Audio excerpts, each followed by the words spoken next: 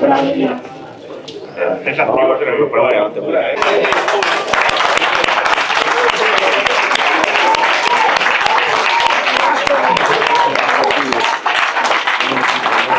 creo que en el centro.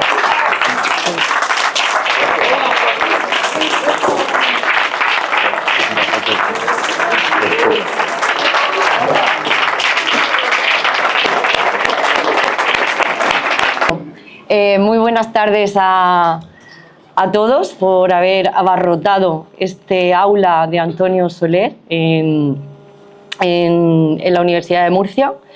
Yo quiero daros la bienvenida, estamos muy agradecidos de la presencia de todos vosotros, especialmente también a los diputados regionales que nos acompañan, así como al resto de concejales de todos los municipios de la región, y también, por supuesto, a simpatizantes y resto de los miembros de la comunidad universitaria.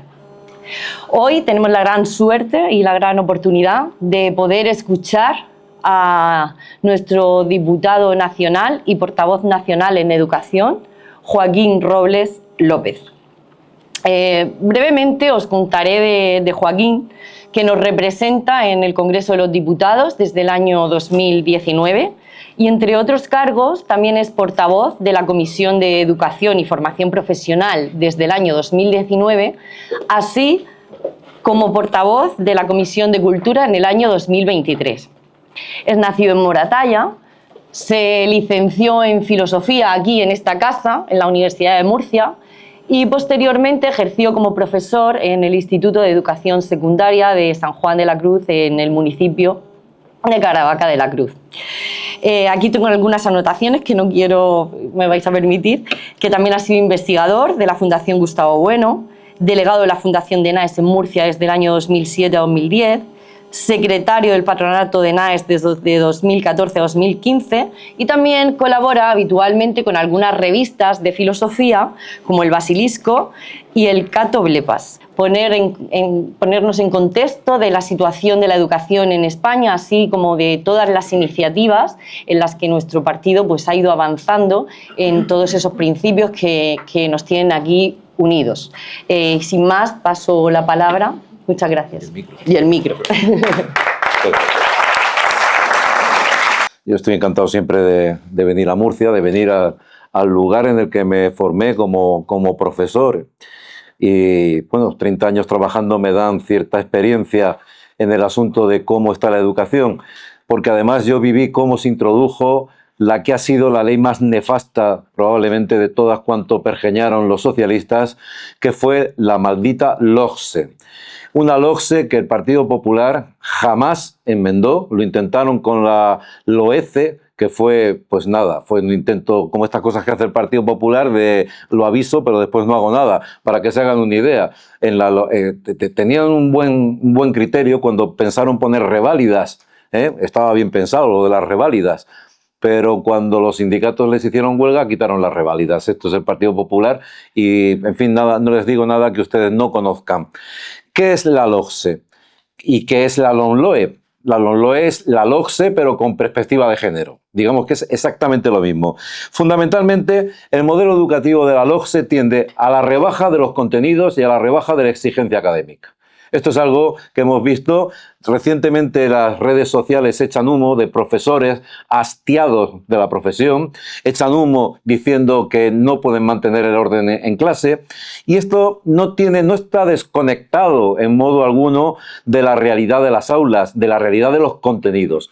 Han rebajado los contenidos hasta la náusea, y para maquillar las cifras de fracaso escolar, en lugar de intentar dar clases de apoyo, en lugar de tener medidas positivas, lo que han hecho ha sido presionar a los profesores para que aprueben. O implementar, como dicen ahora, ese verbo que yo odio, implementar el famoso aprobado general. Claro, esto ¿es rebajar las cifras de fracaso escolar? No, esto es sencillamente maquillar, poner un trampantojo para que la gente crea que están mejorando la educación. Las cifras son nefastas. El nivel de analfabetismo funcional en España es tan grande que incluso se puede ver claramente en el Congreso de los Diputados. Yo recientemente le dije a un analfabeto funcional porque no sabía ni lo que estaba diciendo. Es una verdadera vergüenza. Desconocimiento completo de la historia de España. ¿Por qué? ¿Por qué? Porque si uno conoce la historia de España en sus justos términos, la historia, por ejemplo, del Imperio Español, de los virreinatos, si uno conoce lo que ocurrió, los crímenes de la Segunda República, todo el discurso se les viene abajo. Entonces, ¿qué han hecho? Una ley de memoria histórica o histérica en donde parece que solo hay unos que son buenos y el resto somos malos. Es decir, una visión maniquea de la historia que además se pasa por el forro la libertad de cátedra. Porque la libertad de cátedra tiene dos apartados, un apartado positivo y otro negativo. En el positivo, la libertad de cátedra lo que viene a decir es que el profesor, en aquellas disciplinas que tienen un carácter dialéctico, es decir, que depende de la plataforma en la que estés situado, así las puedes enfocar de un modo u otro, generalmente las asignaturas de humanidades, filosofía, historia, literatura, depende mucho de la plataforma en la que uno esté, ¿verdad? Pues el profesor tiene derecho a adoptar aquella que convenga a su leal saber y tiene libertad para expresarlo de una manera o de otra. Esto era algo que estaba presente, por ejemplo, fíjense ustedes, en la Edad Media, en la filosofía escolástica. Los escolásticos, cuando trataban un problema, presentaban la lectio, pero también la disputatio, es decir, la disputa sobre los contenidos. Aquí no hay disputatio. Aquí o te ajustas a lo que ellos dicen o te acusan de delito de odio. A ese nivel hemos llegado y encima dicen que eso es en nombre de la libertad y de la democracia. Pues ¿qué entenderá esta gentuza por democracia? Y entonces hay otra segunda variante de la libertad de cátedra, que es la parte negativa, a saber, que el profesor tiene derecho a negarse a ser correa de transmisión de una doctrina oficial. Esto es sentencia del Tribunal Constitucional y sentencia del Tribunal Supremo. Pues ha dado exactamente igual. Aquí seguimos con la ley de memoria histórica. Y en aquellas comunidades donde Vox no tiene influencia en el gobierno del Partido Popular, el Partido Popular sigue con las leyes de memoria histórica, que es una ley que castra la historia, que obliga a adoptar una determinada posición y que, como digo, pues va totalmente en contra de la libertad de cátedra. Pero no solamente ha ocurrido esto que estoy contando, es que además en la LOMLOE, la señora Alegría le ha quitado el sentido cronológico a la historia. O sea, mayor absurdo no cabe. ¿Cómo le vas a quitar el sentido cronológico a la historia? Si cualquiera, no hace falta ser licenciado en nada para darse cuenta de que eso es un absurdo. ¿Y por qué ha hecho esto? Pues porque así parece que vivimos en un mundo atemporal. Y entonces resulta que se ponen a hablar, por ejemplo, de la época clásica de Grecia y entonces pues Pericles era un fascista. Claro, todo está desconectado y entonces pues los curas en la Edad Media eran fascistas y aquí todo el mundo que no piense con ellos es un fascista. Y ya está. Entonces no tienes que saber nada más. Eso es el quitarle el sentido cronológico a la historia. Pero no contentos con eso, vayamos a las matemáticas. Han retrasado el estudio sobre los sistemas de ecuaciones, han retirado en primaria los números romanos y la regla de 3, han retrasado el estudio, han retirado el estudio de los algoritmos, han hecho con las matemáticas eso que llaman matemáticas con perspectiva de género, que hay que ser imbécil, dice Nutrio, para decir matemáticas con perspectiva de género, porque eso, menudo absurdo, ¿qué significa eso? Yo le preguntaba a la señora Alegría, porque han retirado el teorema del coseno y del seno. Y digo, ¿qué pasa? ¿Que el seno no tiene perspectiva de género? ¿Qué es lo que ocurre con esto? Es una cosa increíble.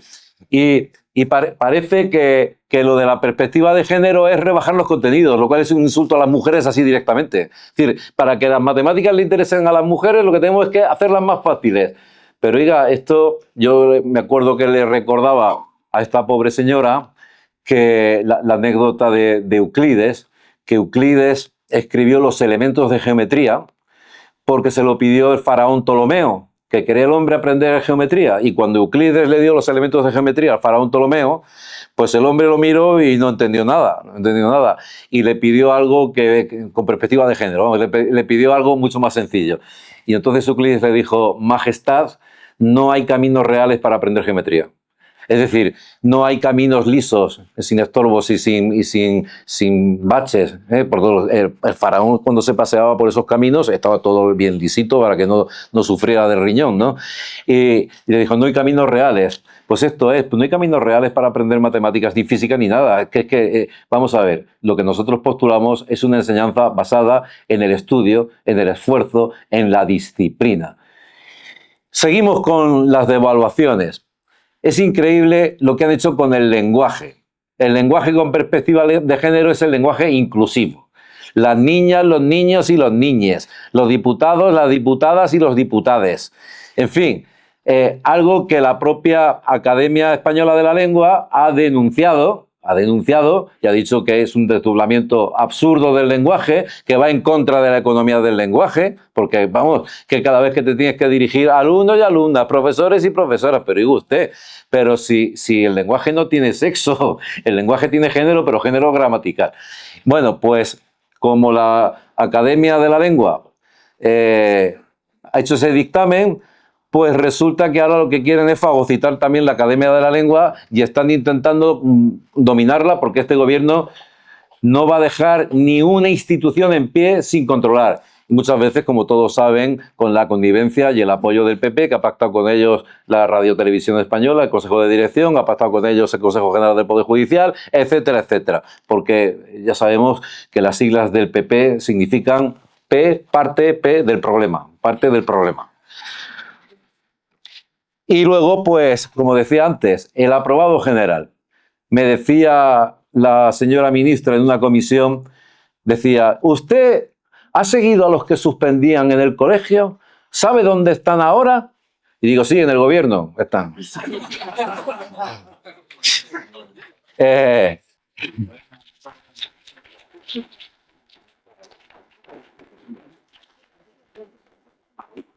¿Habrá algo más injusto que un aprobado general? ¿Habrá algo más injusto que premiar a quien no ha trabajado? Lo que están dando una señal, están dando un mensaje. No importa que te esfuerces, no importa que estudies, no importa que seas responsable. Al final vas a tener la misma nota que el que está manifestándose por Palestina, como estaba en estos días manifestando. Seguramente, como he dicho antes, el 90% de quienes se manifiestan por Palestina no saben situarla en el mapa. Si no saben situarla en el mapa ni España. Sí, el otro día me decía un profesor de secundaria que llegan a primero de la ESO y no saben ni las tablas de multiplicar. Algunos no saben ni escribir su nombre y los profesores están desesperados, como digo, porque no pueden mantener el orden. Y además a los profesores, y esto también hay que decirlo, es importante creo yo, les han convertido en una especie de híbrido entre el burócrata y el activista. Yo lo experimenté en los 30 años que estuve dando clase, que, vamos a ver, si tú llegabas el primer día y les decías a los niños, voy a dar aprobado general, pero a mí no darme el follón. A mí no darme el follón. Aquí estáis calladicos leyendo o con el móvil, lo que queráis, que yo voy a dar aprobado general. No tenías ningún problema. Una vez me cargué yo al 70% de una clase, porque no sabían ni escribir.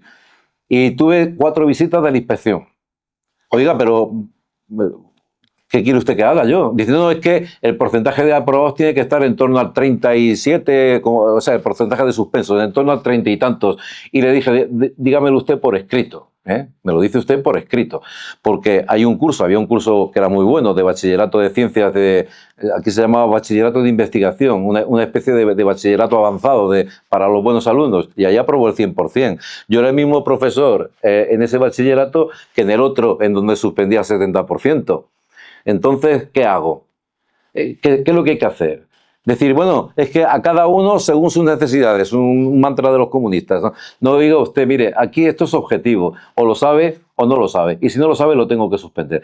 Manía con que no se pueden repetir cursos, no se pueden repetir, que hay que ir pasándolos para que no se frustren, que la frustración, pobrecitos, y entonces incluso quieren eliminar los exámenes y examinar por competencias, dicen. Que esto tiene bemoles, Esto de las competencias tiene bemoles. Con un ejemplo lo entienden. Si contratan ustedes a un albañil, ¿cómo demuestra el albañil su competencia si no es haciendo la obra bien hecha? No hay otra manera de demostrar la competencia. ¿eh? Pues miren, con estos criterios que esta gente pone, resulta que llega el albañil, no te hace la obra, pero te ha presentado un planning, ¿eh? Y además ha sido muy solidario y utiliza el lenguaje inclusivo. Así que le tienes que pagar la obra aunque se te caiga. Porque eso es evaluar por competencias. Atención, cosa absurda. ¿Cómo se demuestra la competencia matemática si no es con un examen de matemáticas? ¿Alguien me lo puede decir? Claro, mis compañeros están asustados, no saben, dicen, ¿pero qué es esto de evaluar por competencias? Y luego además, para que no te quejes mucho, te vamos a poner 40 horas completamente absurdas. La burocracia ahoga al profesorado. Hay que si reunión de tutoría, que si reunión de comisión de coordinación pedagógica, que si reunión de preevaluación, que si reunión de evaluación, que si reunión del plan de acción tutorial. Para suspender a un niño tienes que rellenar 45 papeles. Además, si falta clase, le tienes que poner una falta, tienes que avisar al padre de que ha faltado y cuando te viene el justificante, tienes que avisarle de que ha recibido el justificante. Pues coño, si te lo ha mandado él. O sea, ¿ustedes entienden esto? Pero se trata de burocracia. Y luego, lo del PP para arreglarlo, se sacaron de la manga la evaluación por, ¿cómo le llamaban? Estándares. Y entonces, para suspender, tú normalmente corregías el examen, sumabas y dividías, en fin, un 7, un 6, un 5. No. 0,5 porque sabe que Platón nació en Atenas. Y 0,75 porque sabe que se fue a Siracusa. Y 1,25 porque dice que el bien no sé qué. Pero bueno, pero se han vuelto locos. Es decir, si esto, la educación es un arte, no es una ciencia. Por mucho que se empeñen con la psicopedagogía, que esto es una ciencia estricta, no, la educación es un arte. La experiencia manda, también manda la prudencia del enseñante y no tiene más secreto que el estudio. E insisto, y la disciplina, si es que no hay otra forma. ¿Pero qué van a inventar ellos ahora? Pero como vivimos en este mundo donde todo es nuevo y donde todo por lo visto hay que inventarlo, la siguiente lacra que establece la LOCSE y que sigue con la LOMLOE es el pedagogismo. La evaluación de competencias le sumamos también la evaluación de los procedimientos, que es otra estupidez. Quiero decir, volvamos al ejemplo del albañil. No te ha hecho la casa, pero se ha llevado el cemento, ya ha puesto unos ladrillos aquí, pero no ha hecho la casa. Y le dicen, no, pero págueme la mitad porque he hecho un planning y tengo los procedimientos. Oiga, pero vamos a ver, los procedimientos están orientados a los resultados. Examinar los procedimientos es absurdo, no tiene ningún sentido. Pues en eso estamos. Y luego además, para si te queda tiempo todavía, tienes que hacer una programación anual. A la programación de centro se suma la programación por asignaturas. Y a la programación por asignaturas se suma la programación de aula. Y entonces, ¿qué pasa con las programaciones? Pues yo se lo cuento.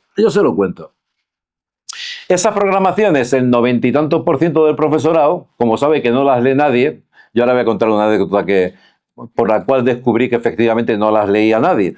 Porque al principio yo de trabajar, que estaba un poco gamberrote, se me ocurrió poner títulos de películas pornográficas que los iba a poner en clase. Digo, a ver si se lo leen.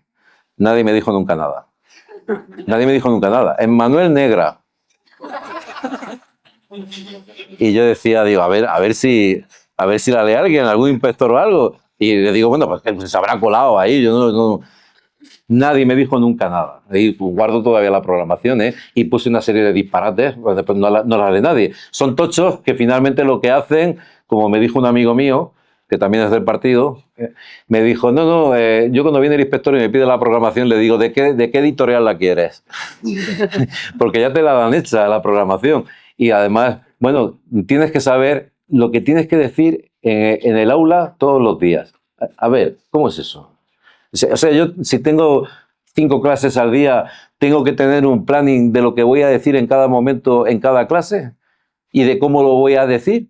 Pero vamos a ver, están locos. Es decir, eso es imposible. Y además no lo hace nadie. No lo hace absolutamente nadie porque no se puede hacer, porque es ridículo. Y todos los días no puedes estar dedicando 7 o 8 horas a preparar clases que duran 40 minutos. Es que es imposible completamente. Bien, pues todo esto, como digo, es el pedagogismo que impera en la enseñanza y que yo no estoy en contra de la pedagogía, pero esa pedagogía tiene que ser una pedagogía especial. Quiero decir, un pedagogo que sepa matemáticas es un pedagogo de las matemáticas, pero la pedagogía de las matemáticas no se parece a la pedagogía de la historia. ¿Por qué? Porque las matemáticas no se parecen a la historia y no es lo mismo dar clase de matemáticas que dar clase de historia. Y entonces se pusieron de moda también en los años, por el 2000, las pantallitas, y todo pantallitas, las pantallitas, y que los niños aprendan con pantallas. Ahora por fin están desapareciendo y son muchos los que se han dado cuenta de que eso es un error. Y luego están también la cosa de los libros de texto. Los libros de texto se las traen. Yo tengo ahí uno que dice, el libro de texto, Podemos es un partido que ha venido a regenerar la democracia y Vox es un partido fascista que se la quiere cargar. Eso en un libro de texto, está escrito. Es que es alucinante. ¿Y qué pasa con ese libro de texto? Pues que como no pasa por ningún filtro, pues lo aprueban y ahí está el maestro Podemita dando clase de eso. Luego vas tú y le dices, le mencionas a su madre, ¿verdad? Y entonces te abren un expediente académico, te abren un expediente disciplinario, perdón. Es terrible esto. Los libros de texto son una estafa consentida, carísimos, malísimos y encima con un sesgo ideológico más que evidente, con algunas excepciones, claro está.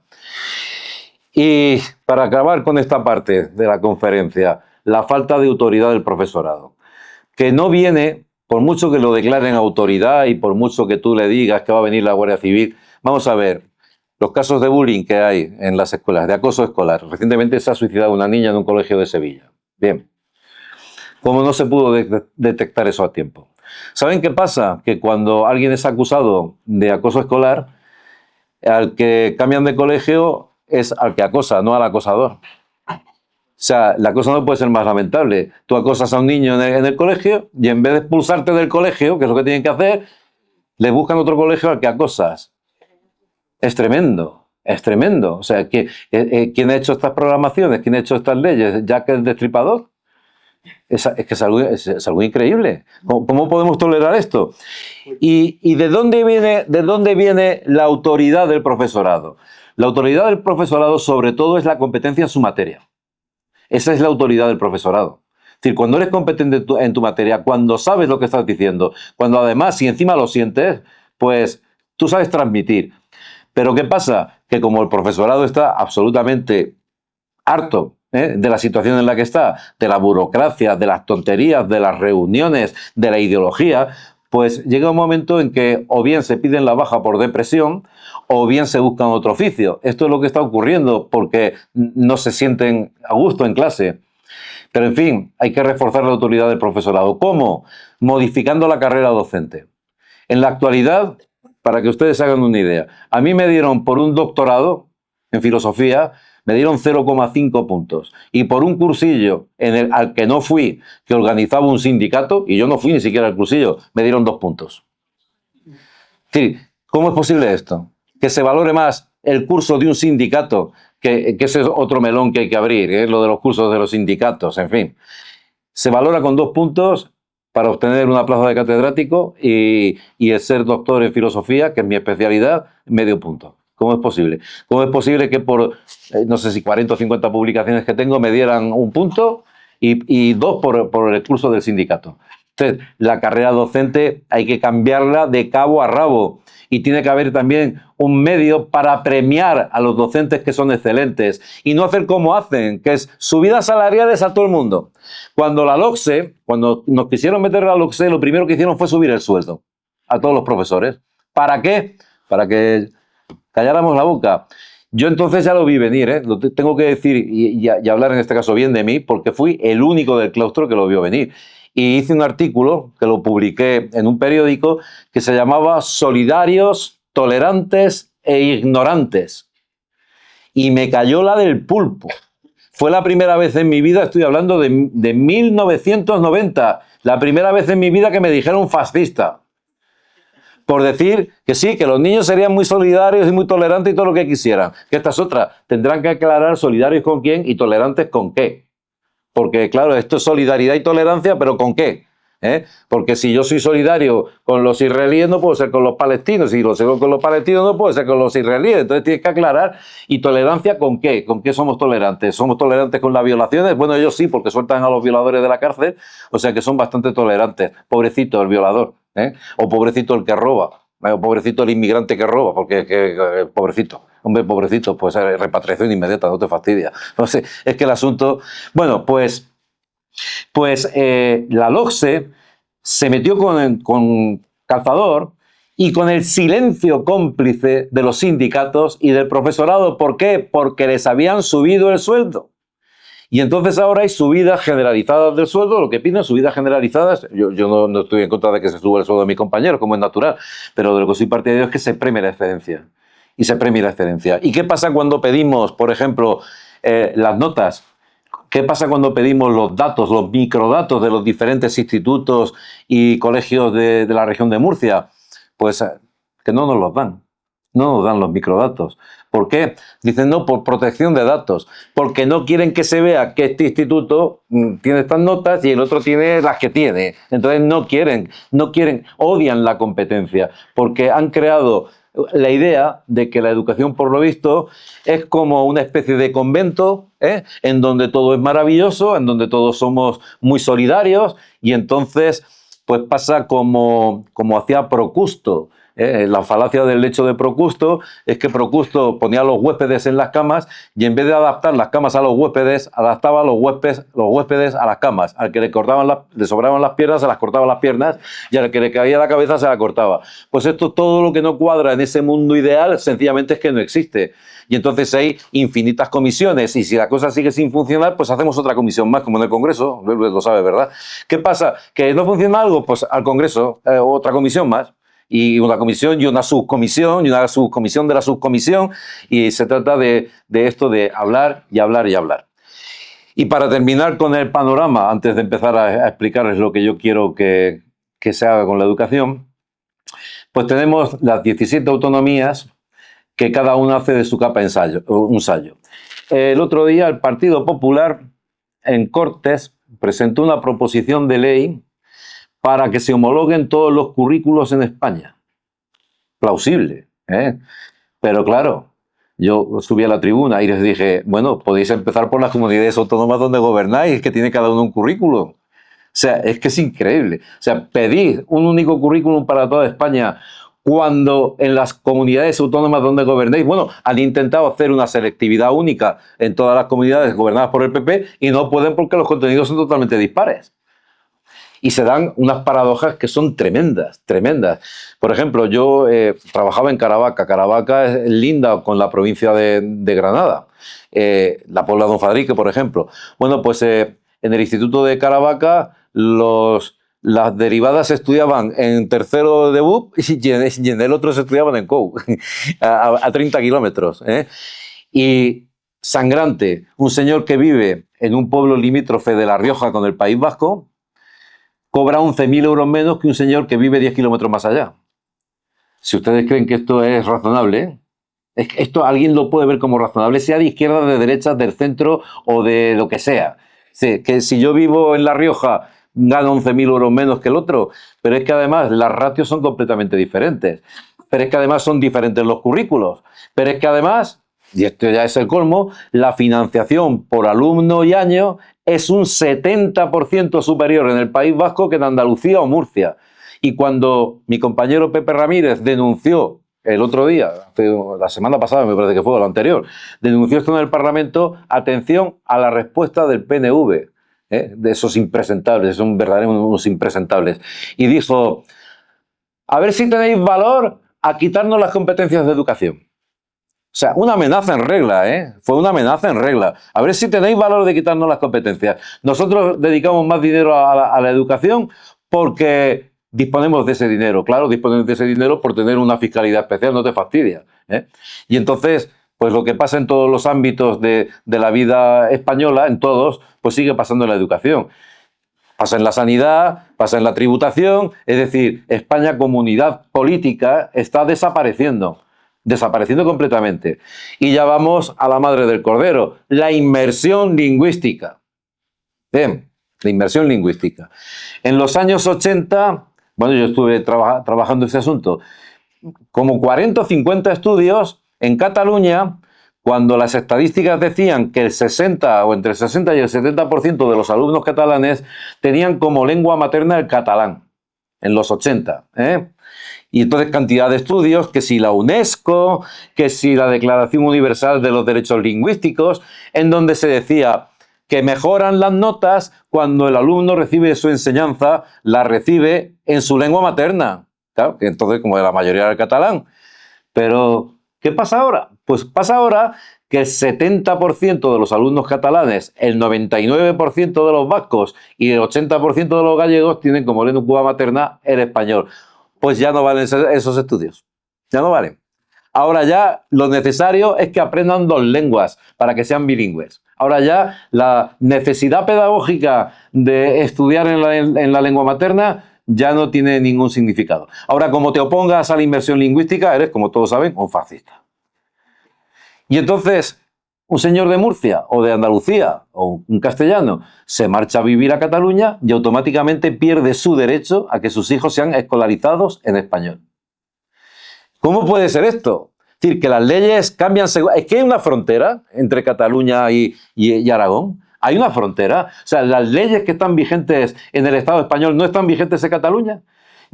Si yo tengo un hijo y me marcho a vivir, pues trabajo en un banco, en una empresa, lo que sea, me marcho a vivir a Barcelona y no puedo encontrar un solo colegio en donde mi hijo le den la clase en español.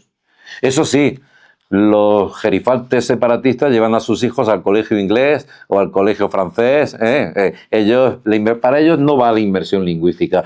La inmersión lingüística va ¿para qué? Para, como dicen ellos, para hacer país, hacemos país. Es decir, para romper la unidad nacional con la excusa de que tienen un FED diferencial, que tienen un hecho diferencial, que es otra estupidez, porque claro, el hecho diferencial de un sordo es su sordera. Entonces, ¿qué vamos a decir? Pues yo como soy sordo no soy español porque tengo un hecho diferencial. Todos tenemos hechos diferenciales. Si nos ponemos en esas, cada uno como individuo tiene un hecho diferencial. Pero ¿qué significa eso? ¿Cuál es el significado? Y dicen, tenemos un hecho diferencial y atención, en mala hora Wittisolo escribió aquello de las señas de identidad. Tenemos unas señas de identidad. ¿Y eso qué significa?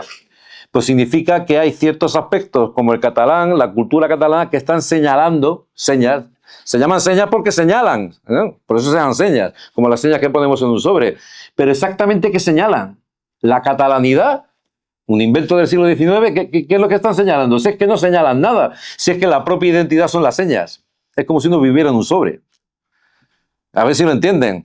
Claro, esto es el colmo. Y lo mismo sucede con el euskera batúa ese normalizado, que es un invento también, un invento en el que participó el PNV, la ETA, del 63 al 68, la ETA, y algunos curas de estos que luego se negaban a hacer los sepelios de los asesinados por el terrorismo, que también lo sabía. Que todos lo sabemos, que iban y les decían, bueno, una misa de difuntos por el policía asesinado, decían, no, ni hablar.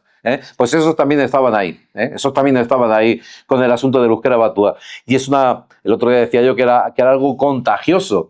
Ahora se han sacado de la manga el asturiano. El asturiano es el bable académico, el bable normalizado. Es decir, les ocurre como le ocurría al inventor del volapú. El volapú se supone que era un idioma universal, ¿no? Y le decían, ¿qué es el volapú? Y decía, el volapú es el idioma universal. Dice, ¿cuánta gente lo habla? Dice, nadie, no lo habla absolutamente nadie. el idioma universal. Y están con esto. ¿Para qué? Pues la educación al servicio del separatismo. He tenido la oportunidad de ver libros de texto de Cataluña y ven ustedes el mapa de Cataluña y ya es que da risa, ¿eh? O sea, es como una isla. O sea, Cataluña está rodeada por los 4 costados por el mar. Está sola allí. Incluso en los mapas del tiempo, cuando dan los mapas del tiempo en Cataluña, aparece Cataluña como una entidad completamente separada. Te dicen el tiempo que va a hacer en Tel Aviv, pero no te dicen el tiempo que va a hacer en Zaragoza. y esta historia de que tenemos que decir Lleida y Girona. Qué entretenido estoy. Lleida y Girona, pero no decimos London o París, decimos Londres y París. Pero sin embargo, ellos no dicen Zaragoza, dicen Zaragoza. O sea, es que, ¿entendéis el asunto? Y ya para rematar, yo los veo en el pasillo, allí en el Congreso, o los veo en el patio, a Rufián, esa mente privilegiada de individuo bailarín, a los viruetarras estos infames y a los del PNV y a los de Esquerra y a los de Junts, hablando entre ellos en español. Pero entonces entran dentro y entonces te tienes que poner un pinganillo. Bueno, nosotros no ponemos nunca el pinganillo, que digan lo que quieran. Cuando hablan en el euskera batúa ese, pues casi mejor no enterarse de lo que dicen. De hecho, no se enteran ni sus propios votantes. Es que Esquerra Republicana hubo una temporada que empezaron a hablar en español porque les dijeron es que de lo que decís no nos enteramos, porque habláis en catalán, sencillamente. ¿Y todo esto para qué? ¿Para qué? Pues no sé cuánto cuesta las traducciones estas, no sé cuánto han costado los pinganillos, pero vamos, un disparate. Entonces los ves todos ahí con el pinganillo, pero vamos a ver. Es que es alucinante. Y en gallego también. Que el gallego lo mismo, el gallego es un gallego normalizado, copiado del portugués. Sí, es una cosa increíble. Es una cosa increíble lo que ha pasado con España. Y la educación ha sido el ariete fundamental para esto. Han criado varias generaciones de separatistas. ¿Y quién las ha creado? Pues pregunten a don José María Aznar. José María Aznar, con el infame pacto del Majestic, transfirió las competencias de educación a Cataluña y al País Vasco. No fue Felipe González, fue José María Aznar. Y además no solamente hizo eso, sino que el Real Decreto de 3 de enero de 1998, en donde la Generalidad establecía que preferentemente el idioma usado en la rotulación, en la escuela, en la sanidad y en la administración tenía que ser el catalán, ese decreto Vidal Quadras se opuso. Se opuso en la Asamblea Catalana y el defensor del pueblo dijo que era anticonstitucional y que eso no se podía hacer. ¿Y qué hizo José María Aznar? Cortarle la cabeza a Vidal Quadras y pedirle al defensor del pueblo que no cuestionara la ley que acababa de aprobar la Generalidad. ¿Por qué? El poder. El poder. Y los grandes responsables de esto ha sido el bipartidismo. No han tenido empacho en pactar con el separatismo. No han tenido empacho en ningún momento, ni los unos ni los otros. Y este ya ha llegado al paroxismo, porque pactar con los de Bildu es ya el colmo. Ya el colmo. O sea, ya se han traspasado todas las líneas rojas y amnistiar a un prófugo de la justicia. ¿Por qué? Pues probablemente porque ambos tienen mucho que ocultar. El otro día les dije que en las únicas ocasiones en las que llevan razón es cuando se acusan mutuamente de corrupción. Tiene razón el PP cuando acusa al PSOE, tiene toda la razón, pero también la tiene el PSOE cuando le acusa al PP. Se llama la falacia tucoque, porque cuando uno acusa al otro, el otro dice, pues tú más, tú también, ¿no? Que es una falacia lógica, es decir, tú también, bueno, yo también, pero atiende al argumento, ¿no? ¿Qué ocurre? Pues que tienen que mantener sus redes clientelares, tienen que mantenerla y entonces pues ahora han cambiado el discurso de la inmigración, Antero lo sabe bien, ¿verdad? Antes no se podía expulsar inmigrantes y ahora hay que expulsarlos a todos, en fin, bueno, es una cosa tremenda porque no se rigen por principios, se rigen por la demoscopia. No sé cómo voy de hora, tú me avisas. Bien. Bien, entonces, como digo, el panorama no puede ser más negro en la educación española y hay que darle una vuelta de tuerca a este asunto, una vuelta importante. Y no es fácil retroceder, cambiar 40 años de adoctrinamiento, 40 años en una misma dirección. Es que son progresistas y como son progresistas, pues progresamos hacia el abismo. Que esta es otra de los mantras. Que usted está en contra del progreso, pues sí, que depende de dónde quiere usted progresar. Si usted quiere progresar a un abismo que nos va a engullir, pues mejor ser un poco retrógrado, ¿no? Mejor dar un pasito atrás. Hay que dar varios... Y aparte en la educación está todo inventado. La pedagoga sueca Inger Enquist, a quien les recomiendo que lean, tiene varios estudios que demuestran que los sistemas educativos con menor fracaso escolar son aquellos que son más exigentes. ¿Por qué sucede esto? Porque en los sistemas exigentes, los buenos alumnos tiran de los malos alumnos, les fuerzan a estudiar. Yo me he explicado alguna vez la famosa campana de Gauss, por si ustedes no lo saben. Cuando yo entré a trabajar, en el año 89, que ya ha llovido, pues había unos poquitos que tenían un 0, algunos más que tenían un 1, otros más que tenían un 2, otros un 3, un 4. En el 5 había muchos y en el 6. Y luego la cosa ya empezaba a decrecer otra vez. En el 7, en el 8, en el 9 y en el 10 unos pocos. Es la campana de Gauss, ¿verdad? Cuando me fui, la campana estaba invertida. Cuando me fui la campana estaba invertida. Había muchos con un 0, bastantes con un 10 y muy poquitos con un 5. ¿Por qué? Porque los alumnos los hay de 3 clases. Los que no tienen remedio. ¿Que para qué vamos a decir otra cosa? Por lo que sea, pues no tienen remedio. Hay que darles profundización, hay que ayudarles, hay que dirigirlos. Pero bueno, no todo el mundo tiene que ser doctor en filosofía. También puede ser un buen mecánico. Por decir una anécdota, yo tuve unos menas, ¿eh? Había un chaval que no hablaba ni siquiera español y lo tenía allí 8 horas, muchachos mirando ahí, y yo medio me entendía con él y me dijo que era mecánico. Y digo, coño, pues llevarlo a un taller de mecánica. Pues no, señor. 8 horas ahí, el muchacho escuchando y no entendía nada. Bueno, pues, ¿qué ocurre? Que hay muchos alumnos con un 0 cuando me fui y bastantes alumnos con un 10, pero la clase media desapareció. Y digo que hay 3 clases de alumnos. Los muy malos, que, en fin, pues. Los muy buenos, que aprenden en mitad del monte. Es decir, yo he tenido alumnos buenísimos en los últimos años, muy buenos, que aprendían porque tenían interés, porque son buenos estudiantes y tan brillantes como los de antiguamente, o más incluso, ¿eh? Porque algún tipo de evolución tiene que haber y cada vez los chicos son más espabilados, espabilan. Y había muchos alumnos bastante buenos, pero lo que desapareció por completo fue la clase media. Es decir, ese alumno que con esfuerzo, que con dedicación, que con una buena tutoría, con una buena monitorización, puede, a lo mejor no llegar al 10, pues puede sacar un 8. Y si se esfuerza mucho puede sacar un 9 o un 7. Y que, en fin, la clase media ha desaparecido. Es una cruel imagen de lo que está sucediendo con la economía. También está desapareciendo la clase media en España. Aquí vamos a este sistema que yo en mis viajes por Sudamérica he visto con mucha claridad. Lo he visto por igual en México y en Cuba. Igual.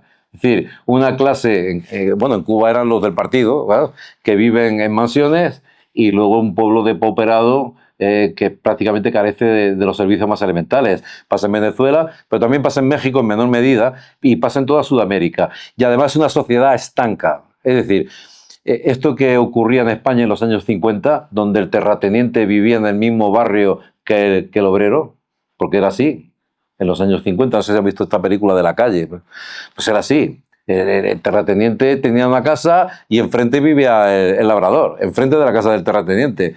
Ahora, ¿eso lo ha visto alguien ahora? Ahora tenemos el barrio de los ricos, el barrio de los menos ricos, el barrio de los pobres, el barrio LGTBI. Y el gueto de los marroquíes. Y los guetos, como dice Elena, y los guetos. Y entonces también a cada uno se le suministra su papilla correspondiente. Ahí yo me he enterado que hay música gay, música para gays y literatura para gays y para lesbianas. Vamos a ver, la literatura es literatura y la música es música. ¿Cómo que por qué esto es para gay? No, porque es afeminado que canta, coño, pues bueno, que sea afeminado, ya, ¿qué tiene que ver esto? En fin, ¿entienden? Es decir, ¿y a qué se parece esto? Pues se parece al sistema que quiere imponer el separatismo, que es el sistema feudal. El barrio judío, el barrio cristiano y el barrio moro. No sé si se dan cuenta. Y en cada señorío manda el señor feudal. Y la ley la impone el señor feudal. Es la destrucción de una sociedad política y es la destrucción de una sociedad católica. Eso es incompatible con el catolicismo de cabo a rabo. Es decir, nosotros que somos católicos no podemos consentir eso. No lo podemos consentir, sencillamente. No podemos consentir que la gente tenga que vivir en guetos y no pueda salir a la calle en nombre del multiculturalismo, que esta es otra. ¿Qué hacemos con los musulmanes que van a llegar al colegio? ¿Qué hacemos? Pues en lugar de integrarlos, ¿qué es lo que hay que hacer? Oye, ¿que no quieres comer cerdo? Bueno, pues te apuntas al menú vegano. No hay ningún problema, ¿no? Pero no, señor, aquí lo que hacemos es prohibir el cerdo. Porque no se moleste el otro. ¿Cómo? ¿Cómo es eso? Si uno va a un país como inmigrante, lo lógico es que tenga que integrarse, ¿no? Entre otras cosas porque se produce aquí una disociación que hay que explicar, ¿eh? Dicen, no, el multiculturalismo, todas las culturas son iguales. No, mentira. No todas las culturas son iguales. ¿Cómo que todas las culturas son iguales? Con nuestra cultura hemos conseguido unas cotas de desarrollo que en otros lugares no están. Si te cargas nuestra cultura, te cargas nuestras cotas de desarrollo también. y tendremos que emigrar a otro sitio. Quiero decir que cuando están mencionando constantemente la ética y la ética y la ética, bueno, sí, la ética está muy bien, pero la ética tiene unos límites, que son los límites de la política. Es decir, no podemos acoger a 20 millones de nigerianos porque no tenemos ni para alimentarlos ni para darles sanidad. Entonces, desde el punto de vista ético, pues sí hay que ayudar a todo el que padece y sufre, por supuesto, pero esos límites están marcados por la propia materia de la sociedad política. Es que no podemos tolerar un número indeterminado de inmigrantes. No podemos, es completamente imposible, pero no porque seamos malvados o seamos racistas, como nos dicen, no, es la propia estructura de la sociedad. Es que esto es así, es elemental. Y la ética depende de las normas políticas. Y si desaparece esas normas políticas, también desaparece la ética, para que no se dé cuenta. El señor del PP fue, para que vean, una mezcla de demagogia y estulticia y estupidez. ¿Le queréis dar las competencias de educación a Pedro Sánchez? No, imbécil, se la queremos dar al Estado, no a Pedro Sánchez. Pedro Sánchez gobierna, pero... Bueno, yo iba a decir, no es como Maduro, pero sí. Pero bueno, no, yo creo que no va a gobernar siempre, vamos. Competencias para el Estado. Ya, pero es que entonces eso es centralismo. No, oigan, no es centralismo, porque en cada provincia habrá una delegación. Claro. No tiene por qué haber una consejería. Basta con una delegación, es suficiente. Devolver las competencias al Estado no significa centralismo, porque la soberanía nacional está en todos sitios. Es decir, el Estado tiene que estar en todas partes. Tiene que estar en Murcia, lo mismo que en Sevilla, lo mismo que en Cantabria. Lo que hace la centralización de la educación es que haya un currículum único para todos, naturalmente. Ese es el punto, como digo, fundamental, con el que no contamos con apoyos.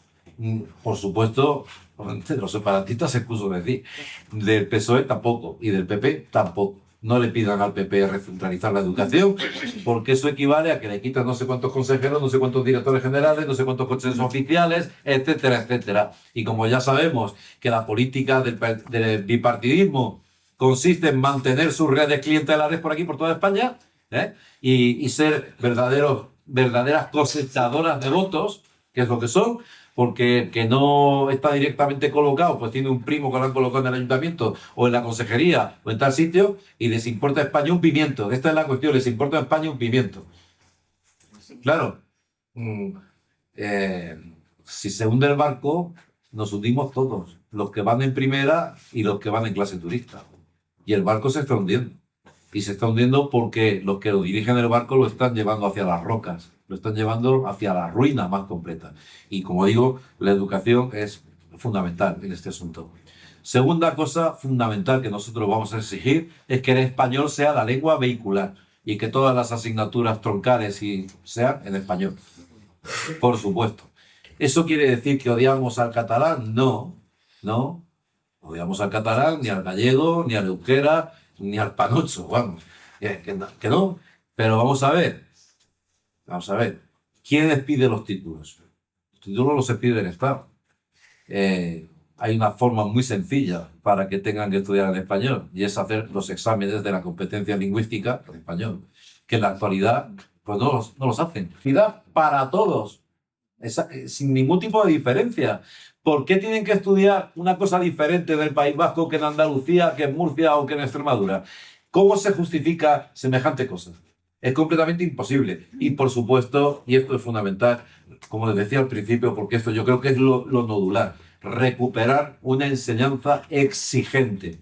Una enseñanza exigente. Exigir a los profesores que sepan explicar su asignatura, que pongan los conocimientos al servicio de la enseñanza, que hagan cursos específicos de su asignatura, de pedagogía de su asignatura, y no estas chorradas psicopedagógicas que cada 2 por 3, que si el portfolio, que si no sé, una serie de tonterías que no sirven para nada.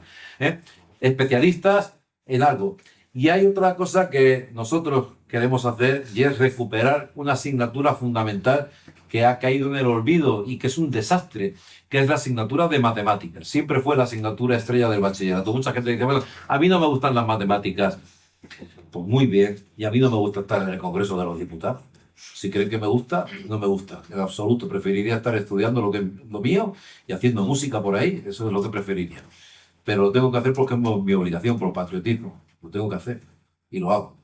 Pues bien, ¿no te gustan las matemáticas? Hay formas de hacer que te gusten. Hay formas de hacerlas interesantes. Pero ¿sabes lo que ocurre? Que en la actualidad, los que estudian matemáticas, no sé si aquí alguno estudia matemáticas, los que estudian matemáticas en cuarto o quinto de carrera ya se los están llevando. Para programadores, para esto, para lo otro. Es decir, tienen muchas salidas fuera del ámbito de la enseñanza. No están impartiendo matemáticas los profesores de matemáticas.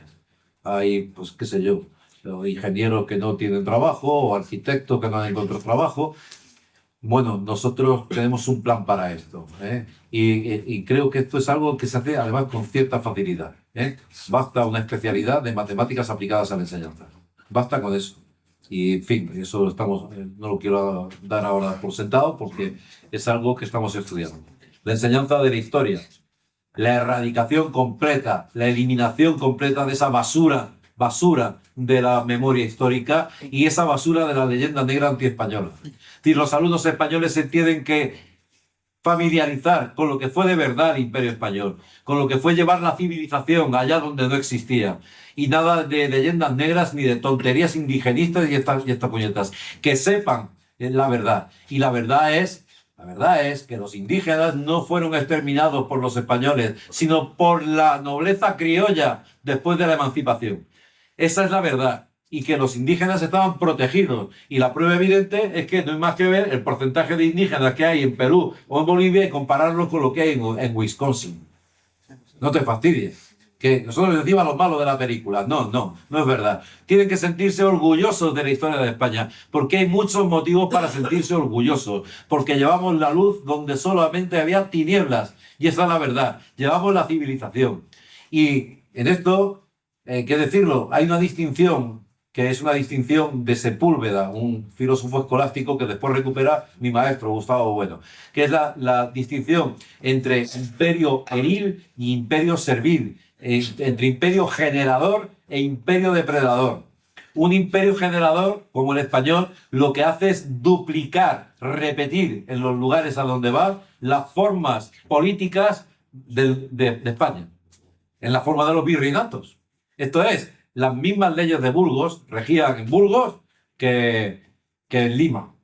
Esta es la cuestión. Y es un imperio generador, que no quiere decir necesariamente un imperio en donde no haya rapiña, en donde no haya mal, no. Bueno, pues seguramente se cometieron muchas injusticias como en todos sitios. Pero la norma, ¿qué pasa con eso?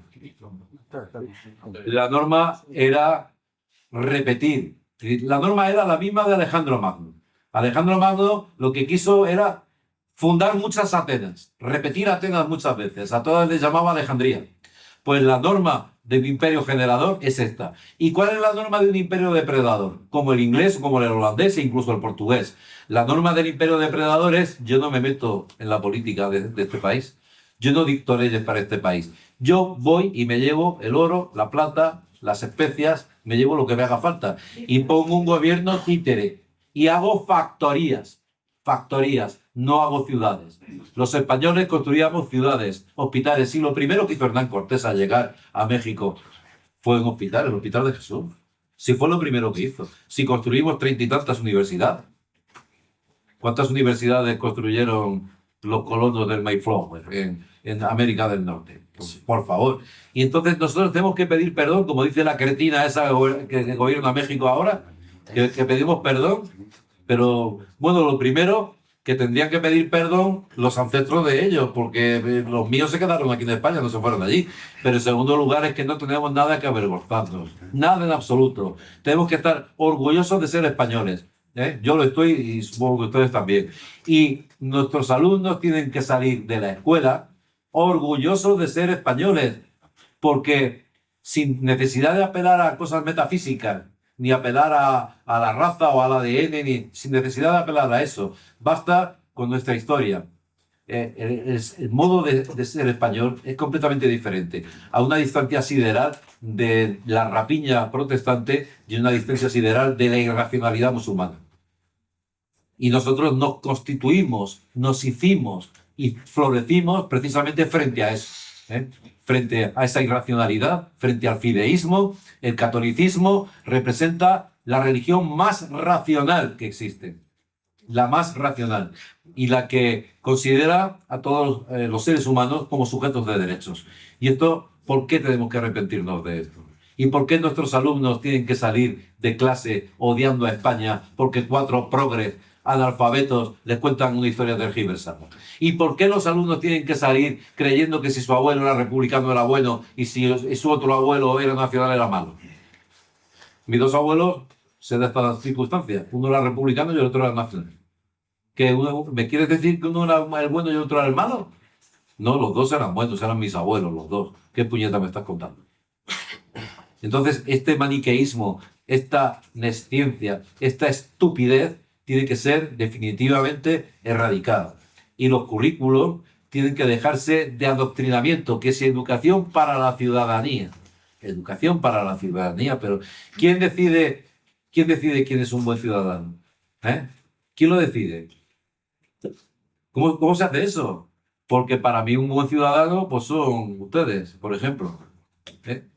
Supongo que la gran mayoría votantes de Vox y no todos. Pero si uno va a la sede del PSOE, nosotros parece que tenemos cuernos y rabos. Entonces, no somos buenos ciudadanos. ¿Cómo se define el buen ciudadano? Eso fue una excusa para introducir su ideología por todos lados en el currículum.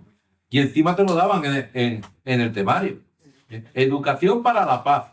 Educación para la solidaridad. Educación para la no violencia. No sé qué. Bueno, pues sí, muy bien. Todo lo que usted quiera. Pero, ¿eso qué significa? Pues ya lo han visto, que salgan a manifestarse por Palestina, cuando, como digo, son completamente incapaces de situar Palestina en un mapa. Y al profesorado. El profesorado no puede ser activista. No quiero decir que no tengan ideología. Por supuesto, a nadie se le va a hacer un examen de ideología. Habrá profesores que serán del PSOE y otros que serán de Vox. Yo he conocido pocos, francamente. Y algunos del PP. Vale, muy bien, usted tenga la ideología que quiera, pero aquí tiene unos contenidos objetivos. Y lo que no vamos a consentir es que usted venga con mentiras, sobre todo en la enseñanza de la historia, en la enseñanza de la filosofía. Y, por supuesto, vamos a erradicar todas estas disciplinas absurdas de la ideología de género y de todos, todas y todes y niños, niñas y niñas y todas estas estupideces quedarán completamente prohibidas, completamente erradicadas de la enseñanza. Una enseñanza basada en el conocimiento, basada en el estudio, en el esfuerzo, en la disciplina, en la igualdad de los currículos y una recentralización nacional que permita la igualdad de todos los alumnos españoles. Les dejo para que ustedes, si quieren, puedan preguntar lo que estimen oportuno. Muchas gracias.